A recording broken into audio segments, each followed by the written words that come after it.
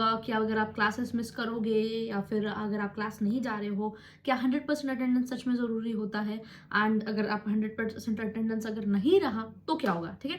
तो नमस्कार सभी को, मैं हूं चित्राली वांदे. मी समरा स्टेट मेडिकल युनिव्हर्सिटीला रशियाला 6th ईयरला मेडिकल स्टूडेंट आहे आणि मी नागपुर महाराष्ट्रमधून आहे. सो बेसिकली बहुत बार आप लोगों ने ये सुना होगा कि रशिया में, शायद किसी ने ये सुना होगा कि रशिया से एमबीबीएस करना आसान है, बिल्कुल हो जाता है, कोई टेंशन नहीं है, ठीक है. किसी ने ये सुना होगा कि क्लास नहीं भी जाओ तो चलेगा. तो मैं आपको एक चीज़ बता दूं कि रशिया में 100% अटेंडेंस मतलब 100% अटेंडेंस सच में कंपलसरी है, ठीक है.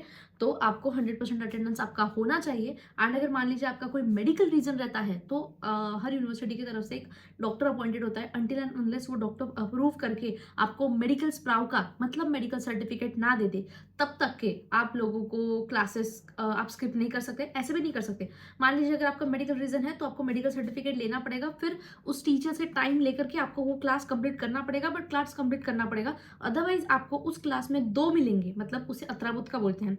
एंड अगर आपके अत्राबुत का सारे क्लियर नहीं रहे तो आप पेपर नहीं दे पाओगे. 100% अटेंडेंस कंपलसरी है एंड आपको रोज क्लास जाना जरूरी है. अब मान लीजिए अगर आप क्लास नहीं जाते हैं या फिर मिस कर देते हैं या ठंड की वजह से अगर आप सोकर रहेंगे और क्लास नहीं जाएंगे तो क्या होगा कि मान लीजिए आपने एक क्लास मिस कर दी, फिर आपने दूसरी कर दी, ऐसे ऐसे धीरे धीरे करते हुए आपको आदत लग जाएगी क्लासेस मिस करने की. उसके बाद आपका काफ़ी ज़्यादा आपका बैकलॉग आ जाएगा. उसके बाद आपको आपकी जो नॉर्मल क्लासेस चालू रहेगी उस वक्त आपको टीचर से टाइम लेना पड़ेगा कि मैं अब किस टाइम पे आके अपनी क्लास कंप्लीट करूँ. उस चक्कर में अत्राबोध का बोलते हैं इसे, उस आपका अतरा कंप्लीट करने के चक्कर में आपकी नॉर्मल क्लासेस छूटेगी, ठीक है. मतलब पूरी तरीके से बैकलॉग आ जाता है वो.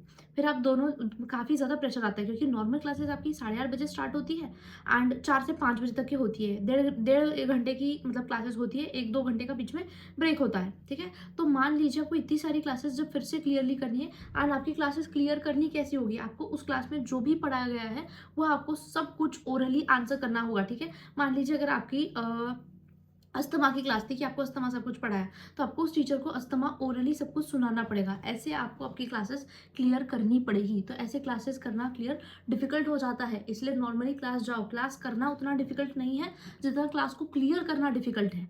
तो बेहतर है कि आप अपनी सारी क्लासेस जाए. एंड एट द एंड आपका जब बहुत ज़्यादा बैकलॉग होता है तो आप अगर आपका अतरा हो, आपको पेपर तो नहीं देने देंगे. आपको पेपर नहीं देने देंगे, फिर पेपर से पहले भी अतरा देना होता है. तो पेपर से अतरा, पहले अतरा सब लोग देते हैं, मतलब जितने भी रशियन बच्चे अगर कोई क्लासेस मिस करते हैं वो भी पेपर से पहले अतरा देंगे. तो आपका प्लस इनास्त्रानिक मतलब आप इंडियन स्टूडेंट, इनास्त्रानिक मतलब इंटरनेशनल स्टूडेंट्स भी उस टाइम देते हैं. तो उस वक्त आपको टीचर का टाइम भी नहीं मिलता, ना तो रेटिंग ढंग की मिलेगी क्योंकि अतरा बोधका में टीचर आपको क्लास में 5 में से 5 कभी नहीं देगा. अगर आपका मेडिकल रीजन रहा तो 5 में से 5 देने के चांसेस है, पर मोस्टली 4 ही देते हैं. अतरा में आपको कभी भी 5 में से 5 नहीं मिलते हैं यूजुअली, ठीक है. 90% टाइम नहीं मिलते.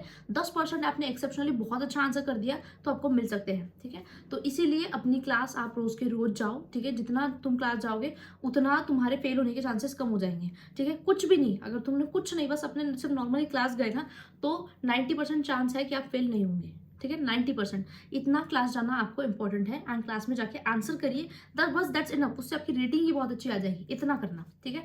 उसके बाद आपकी क्लासेस तो हो गई. उसके बाद आने के बाद आपको सेल्फ स्टडी करनी है, ठीक है. अगर मान लीजिए कल आपका क्लैविकल, आज आपका हो गया खत्म, क्लैविकल हो गया, अब आपको मान लो ह्यूमरस रेडियस अल्ना पढ़ना है, ठीक है. अपर लिम्ब के बोन्स की हम बात कर रहे हैं. अगर आपको आगे का पढ़ना है, आपने तो वो क्लास के लिए पढ़ लिया 2 घंटा बैठ के, अब आपको लग रहा है कि यार मैंने तो पढ़ लिया, मैं तो पढ़ाई कर रहा हूँ. वो आपकी पढ़ाई नहीं है, वो आप यूनिवर्सिटी के लिए अलग से पढ़ रहे हैं. पर्सनल अलग, खुद की सेल्फ स्टडी अलग होती है जो आप खुद के लिए, नेक्स्ट के लिए, अपने इंडिया में आकर के जो आपको एग्जाम क्वालिफाई करना है उसके लिए पढ़ते हैं. वो पढ़ाई अलग होगी, ठीक है. यूनिवर्सिटी के लिए प्रिपरेशन जो आप करोगे उसको पढ़ाई मत समझना. अगर कल की क्लास के लिए आप पढ़ते हो तो वो पढ़ाई नहीं है, बस आप अपने कल की क्लास के लिए प्रिपेयर कर रहे हो. पढ़ाई मतलब वो है जो आप इंडिया में आके जो आपको नेक्स्ट का एग्जाम क्लियर करना है, जब आप उसके लिए प्रिपेयर कर रहे हो उसे बोलेंगे पढ़ाई, ठीक है. अब मान लीजिए जैसे आपकी एनाटमी की क्लास है, एनाटमी में आपको अभी अब स्टार्टिंग में क्या कर सकते हो, एनाटमी पढ़ के जाओ. एनाटमी ही सबसे इंपॉर्टेंट है.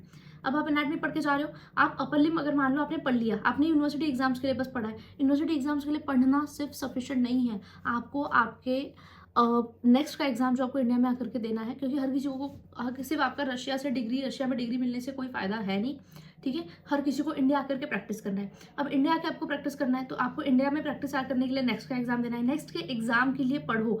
नेक्स्ट के एग्जाम की पढ़ाई अलग होती है, यूनिवर्सिटी की पढ़ाई अलग होती है। बेसिकली मैं आपको ये समझाना चाह रही हूँ, ठीक है।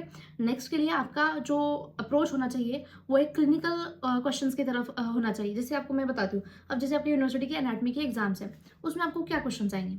अब पहले में एक्सप्लेन कर दो, पूरे के पूरे कितने बोन्स एक्सप्लेन कर दूं, ठीक है। ऐसे ही क्वेश्चंस आएंगे आपको, जैसे बोन्स का बताया मैंने आपको। अगर मसल्स का आया तो फिर आपको हर्निया पूछा जाएगा, इंग्वाइनल हर्निया, ठीक है, अटैचमेंट्स, सुपरफिशियल क्या क्या है, सारी चीजें ये पूछा जाएगा, ठीक है। टोपो एनाटॉमी पूछी जाएगी, स्केलेटोपी, सिंटोपी, ये सारी चीजें पूछी जाएगी आपको, ठीक है।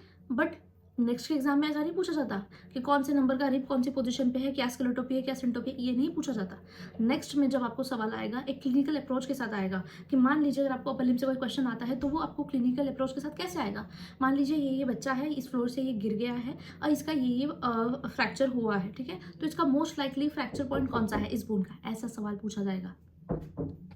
तो आपको जैसे क्वेश्चंस आएंगे, अभी मैंने आपको जैसे आपके नेक्स्ट में काफ़ी क्लिनिकल ओरिएंटेड एक केस के साथ, केस हिस्ट्री के साथ पूछा जाएगा।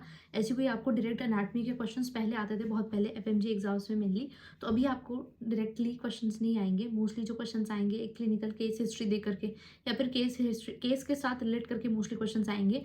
एंड देन आपकी वहाँ पे एनाटॉमिकल नॉलेज चेक करी जाएगी, या फिर कोई डिजीज दे करके, जैसे कि काउंसिलर बॉडी कौन सी डिजीज में दिखती है, तो ऐसा उसमें एक छोटा सा पॉइंट होगा, बाकी एक केस होगा। मोस्टली ऐसे ही केसेस आपको, जहाँ पे ऐसे केस वाले ही क्वेश्चंस आएंगे, तो इसलिए आपके जो कंसेप्ट्स है वो क्लियर होने चाहिए, ठीक है। कंसेप्ट्स एंड क्लिनिकल नॉलेज पे ज़्यादा फोकस्ड होगा, इसलिए आपको ये चीज़ों पे ज़्यादा फोकस करना है, ठीक है। ये चीज़ें समझ में आ गई तो ये आप देखो, अभी आप अपने बस क्लास करके नॉर्मली अगर आप अपना क्लास करेंगे उतना इनफ हो जाएगा। इसके अलावा क्लास के अलावा आपको बस अपना पढ़ना है कल के लिए। जैसे कल आपकी जो भी क्लास है, अब मान लीजिए कल आपकी बायोलॉजी की क्लास है, अब बायोलॉजी में आपको सपोज अगर कल पैरासाइट्स की क्लास है, अब पैरासाइट्स आपको कल के क्लास के लिए पढ़ने हैं, बट क्या नेक्स्ट के एग्जाम में उतना उसका इंपॉर्टेंस है क्या, उतना उसका वेटेज है क्या, नहीं है। तो फिर आप अभी आपके नेक्स्ट की पढ़ाई और यूनिवर्सिटी की पढ़ाई अलग होती है। बेसिकली मैं आपको ये समझाना चाह रही हूँ। अभी एक मैं आपको बताती हूँ, जैसे कि पैथोलॉजी हो गया। अभी पैथोलॉजी तो पार्ट में पढ़ा जाता है, पैथोनैट, पैथफिजियो, ठीक है। पैथोनैट में मेरे जो क्वेश्चंस आएंगे, ठीक है, एंड पैथफिजियो में जो क्वेश्चंस आएंगे, प्लस जो नेक्स्ट में क्वेश्चन आएंगे, डेटा वही है। मतलब कैसे मैं आपको समझाऊँ, जैसे अगर डिजीज वही रहेगा, अब जैसे अगर मान लो कोई भी डिजीज है, जैसे अगर हम जीआईटी की बात करते हैं, जैसे अल्सरेटिव कोलाइटिस है या क्रोन्स डिजीज है, तो अल्सरेटिव कोलाइटिस भी वही रहेगा, क्रोन्स डिजीज भी वही रहेगा कि ये उल्टा होता है, ये सीधा होता है, एक कैंसरस है, एक नॉन कैंसरस है, ठीक है। इसमें टॉम्स्टोन अपीयरेंस सेम, सारी चीज़ें सेम ही रहेगी, कंसेप्ट नहीं बदलेगा। बट आपको जो यूनिवर्सिटी एग्जाम्स में पूछने का तरीका होगा वो अलग होगा, और जो नेक्स्ट एग्जाम में पूछने का तरीका होगा वो अलग होगा। बट अगर आपका कंसेप्ट, इसलिए मैंने बोला आपको कि मेनली डिजीज को अगर तुमने समझ लिया, ठीक है, मैं एक एग्जाम्पल देखिए, जो तुम्हें पता चल गया कि क्रोन्स डिजीज क्या होता है, ठीक है, या फिर क्रोन्स डिजीज क्या हो गया, या फिर इन्फ्लेमेटरी बाउल डिजीज क्या होता है, ये आपको समझ में आ गया कंसेप्ट, तो आप दोनों चीज़ें आंसर कर सकते हो। इसलिए आपकी अंडरस्टैंडिंग ऑफ कंसेप्ट ज़्यादा इंपॉर्टेंट है। एंड कंसेप्ट आपके, कब मानो या ना मानो, आपको सब्सक्रिप्शन खरीदना ही है, सब्सक्रिप्शन से पढ़ना ही है। फर्स्ट ईयर में नहीं पॉसिबल होगा, इसलिए आप एक फर्स्ट ईयर से अपने आप को एक शेड्यूल, एक रूटीन में डालना चालू करो। सेकंड ईयर से एक सब्सक्रिप्शन खरीद के कर लेना। फर्स्ट ईयर में आपको एनाटॉमी आपका बेस रहेगा, तो उसके कंसेप्ट क्लियर रखना। हिस्टोलॉजी की स्लाइड्स काफ़ी इंपॉर्टेंट रहेगी आपकी आने वाले आपके नेक्स्ट के एग्जाम में, तो ऐसे आपको पढ़ना है। Don't miss any classes. Class miss करने की गलती बिल्कुल भी मत करना। तुम्हें लगेगा कि बाद में क्लियर कर लूँगा, या आपके कुछ सीनियर्स आपको ऐसा भी बोल सकते हैं कि कोई फ़र्क नहीं पड़ता, तुम अभी एंजॉय कर लो, रेस्ट कर लो, फर्स्ट ईयर है, अभी नहीं एंजॉय करोगे कब करोगे। कुछ लोग आपको ये गलत चीज़ें भी बता सकते हैं, ऐसा नहीं है। तो प्लीज़ एक भी क्लास मिस मत करना। हमेशा ये ध्यान रखना, रोज़ उठते से याद रखना कि तुम आए किस लिए हो, ठीक है। एंड अपनी हर क्लास जाओ, ठीक है। और क्लास जाओगे तो मैं कोई फेल नहीं कर सकता, ठीक है। मतलब आपको एग्जाम्स भी देने हैं, बट क्लास अगर जाओगे तो आपके पास एक बहुत बड़ा एडवांटेज होता है कि आधी रेटिंग ही आपकी बन जाएगी अटेंडेंस से और क्लास जाने की, क्लास के आंसर करने से। तक आपने अगर सब्सक्राइब नहीं करा चैनल को तो प्लीज़ सब्सक्राइब। आई होप कि आपके डाउट्स अभी क्लियर हो गए होंगे। अगर स्टिल आपको नोट्स चाहिए तो मैंने डिस्क्रिप्शन में नोट्स वाली लिंक पिन कर रखी है। आपके नेक्स्ट में जो 19 सब्जेक्ट्स हैं, तो उन सारे सब्जेक्ट्स की उसमें PDF है, प्रेप्लाइडर, मैरोमिस्ट सबकी है, सेरेबेलम की मैं कुछ टाइम में डाल दूंगी। अगर आपको किसी भी टॉपिक पे अभी कोई वीडियो चाहिए तो आप नीचे पिन करके कमेंट करके बता सकते हैं कि आपको किस टॉपिक पे वीडियो चाहिए, ठीक है। एंड कोई भी क्वेरी रहती है बिल्कुल पूछो। मैंने आपको बोला है नोट्स के लिए, एकेडमिक क्वेरीज के लिए आप मेरे टेलीग्राम चैनल में ज्वाइन करो। वहाँ पे आपको एकेडमिक के लिए कोई भी हेल्प चाहिए, कोई भी नोट्स, कोई भी बुक, कोई भी PDF, ऐसी कोई बुक नहीं है जिसकी मैं आपको PDF नहीं ना दे सकूँ, ठीक है। केपलन से लेकर USMNE से लेकर प्लैप से लेकर सारे लेक्चर्स, सारे नोट्स ऑलरेडी मैं आपको प्रोवाइड कर दूंगी और उसमें आधे प्रोवाइडेड भी है, ठीक है। That's is free of cost, ठीक है। एकेडमिकली तुम्हें जितनी हेल्प चाहिए मैं उतनी अपने एंड से जितना कर सकती हूँ उतना है, क्योंकि इतने सालों में मैंने बहुत ज़्यादा मटेरियल मेरे पास हो गया है। मेरे पास हार्ड ड्राइव कम पड़ती है, इतना मेरे पास मेडिकल के लिए मटेरियल है, अलग अलग एग्जाम्स के लिए, यूएसएमएल, प्लैब, एएमसी के लिए, ठीक है। तो अब तक के अगर सब्सक्राइब नहीं करा तो प्लीज़ सबसे रिक्वेस्ट है कि सब्सक्राइब जरूर कर देना। That's it. Thank you and thank you for watching.